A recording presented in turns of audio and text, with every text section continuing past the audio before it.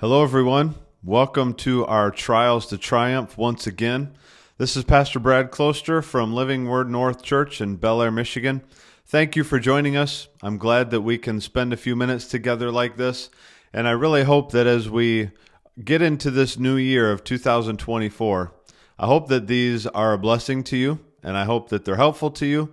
Whether you are part of our church family or not, we make these for everyone, and so we want our goal with us is we want to turn whatever your trial is into a triumph.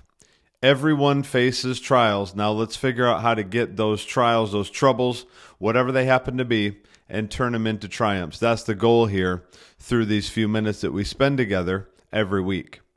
Last week we talked about the fact that it is a new year, and so every new year brings new possibilities. And this is no different as we transition from 2023 to 2024. Who would have ever thought, by the way, that we would be here? But here we are. As we transition into this new year, my goal for you and for me is to believe that better things are possible than what we might be dealing with right now. And last week we talked about new possibilities. And I want to talk to you again about new possibilities, but bring you a verse that kind of helps you put this in context of what it really means talking about new possibilities. Now, if you're not in a spot where you can find these verses, I'm just going to give you the reference. You can look them up later.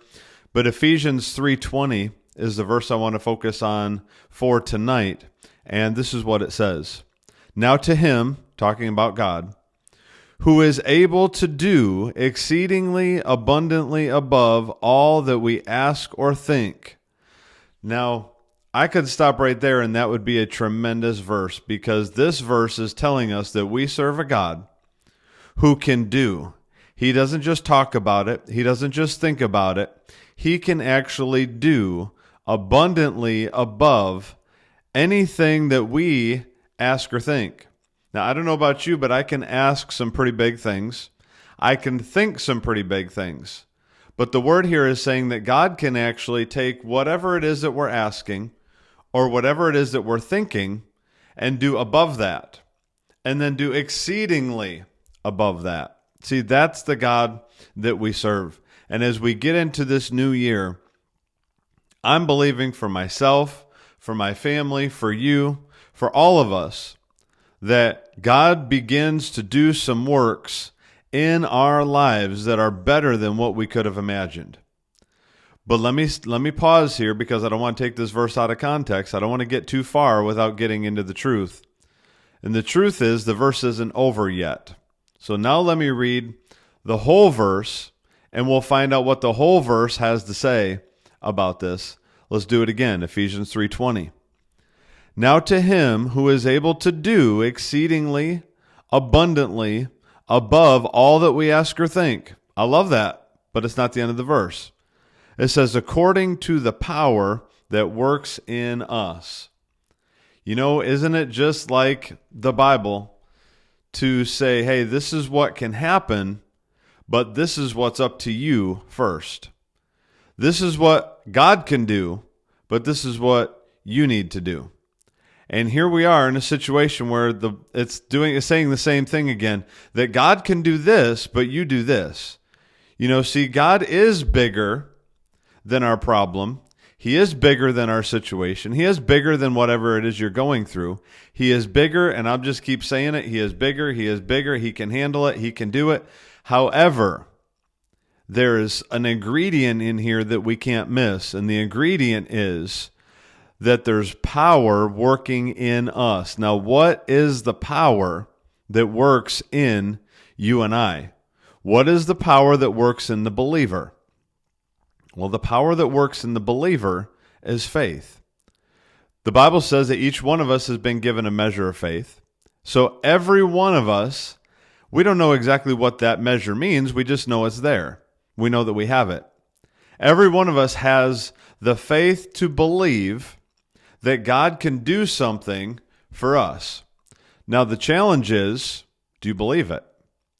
Because God, if we activate faith, if you and I put faith to our situation, the Bible says right here that God is well able to not only answer that, but go exceedingly above that in his answer to that situation or that prayer. But the key is, do we walk in faith? Are we able? We're all able. Are we willing, I should say, is a better way to put it. Are we willing to walk by faith so that we see God move on our behalf? See, this is the way that we get new possibilities to become more than possibilities and to become realities. You and I have an opportunity, I would call it, in the year 2024.